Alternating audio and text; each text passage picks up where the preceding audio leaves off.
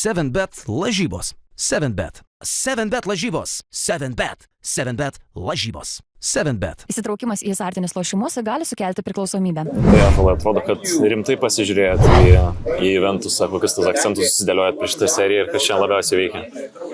Tai daug akcentų buvo, nevardinsiu dabar, nes dar žaisti reik, bet nežinau, aplamai tai, nežinau, stengiamės nuo pirmos atakos gynyboje jos pasimti ir neduoti nieko lengvai. Tai mūsų tas kontaktas, kurį sudavėm ir paskui jie sunkius metimus, aišku, ir įmetė sunkiai.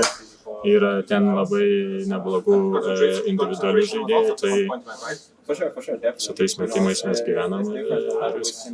Ar patį nustebino tas jų žygis atkrintamosiose, kaip žvelgėjai per televizorių žiūrėdamas į Utenos pergalės prieš Rytą, Neptūną?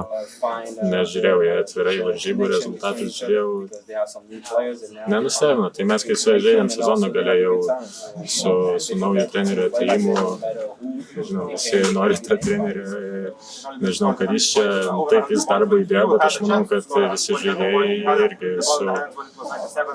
nežinau, susivienė dar labiau ir pradėjo demonstruoti neblogą krepšinį. Tai nežinau, ar nustebino rezultatai, tai nenustebino, nes jie prieš mus gerai žaidė prieš tai. Uleckas buvo vienas iš tų svarbiausių žaidėjų patenkinti į finalą, kaip aš jam ten dvikovo šiandien su juo atrodė. Taip, jeigu tu jam duosi mest, jam duosi verštis, laisvai jaustis, neatsitversi, jis ir bus vos negeriausias žaidėjas aikštelė. Tai tiek aš, tiek Dustinas, Ūlė, nežinau, kas jį dar dengia šiandien, stengiamės nieko lengvai neduot, kaip ir sakiau, su visais aplamai žaidėjais nelaikyt gal to atstumą, tiesiog viens prie kito susiglaudus, spaus kamuolį ir panašiai. Kiek ramu ateiti šią finalo seriją, kai jau pats esi garantuotas dėl kito sezono, esi padėjęs Porošenko kontraktą? Man tai neramu, aš noriu laimėti pirmą savo trofėjų tokį oficialų ir nežinau, darysiu viską, kad laimėti. O ramu dėl kitų metų, tai niekada nežinau, kiek gali būti tas ramu, kai neduok dievė kažką pasukė ar kažkas atsitinka. Tai niekad nėra ramu. O kaip dėl vasaros, Ąžuolai, Matas Buzelis paskelbė apie atvykimą į rinktinę, ką pats galvoja, ar dalyvausi atrankos langose? Galvoju, jo. Bet jeigu jau Buzelis atvažiuoja, tai reiks parašą nueit paprašyti, nusifotkinti dar. Nes buvau stovyklą, kai darė Vilniui tam NBA skūlė, tai užėjau pažiūrėti, nes mama dirba, tai neatsisuko, aš tiesiog išėjau, net pažinau, nes tai nežinau, tai reiks susipažinti.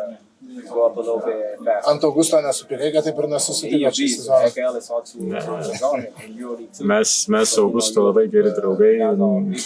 Čia, ką jis jums sako, ką aš sakau, viskas čia juoko formai ir nežinau dabar, kiek žinau, atostogauja, tai aš po varžybų ir dabar nenoriu net judinti, žinau, kaip yra sunku žmogui, žinau, kad nežinau, aišku, ar atsigaus, bet tikiuosi, jau pradės ruoštis kitam sezonui ir susitiksim. Dar šiek tiek apie rinktinę patį tave intriguoja tas potencialas, kurį galim išvysti vasarą, nes potencialiai 3 NBA žaidėjai, žalgiriečių dar turbūt atvažiuos, ne? Kaip žvelgiai tai, kas gali atvykti. Viskas? Jo. Tai kaip aš žiūriu, tai taip labai garsios pavardės ir visa kita, vėlgi tas NBA, bet visi vis tiek žiūrės, kad reikia laimėtas rungtynės. Tai taip aišku džiugina, kai žaidėjai sutinka ir nori iš savęs atvažiuoti ir padirbti, laimėti. Tai manau viskas vėl apsiverčia ir viskas bus gerai. Kalbant šiek tiek apie žiūrovus, šiandien susirinko šiek tiek mažiau negu 7 000, aišku, mūsų Juventus nėra tas tradicinis finalo varžovas. Ar jautėsi ta finalo atmosfera, galbūt skirtingai šiek tiek? Jautės truputį kitaip nei nuo kitų Lietuvos krepšinio lygos rungtynių.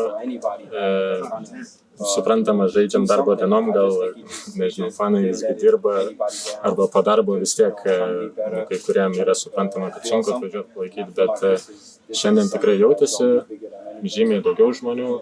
Bet vėlgi, aš taip noriu laimėti, kad kažkaip nėra fokuso į tą pusę. Aišku, kai mes įmetam, tai pakyla arena, automatiškai, nežinau, atsiveria ausis ir viską girdi, bet smagu.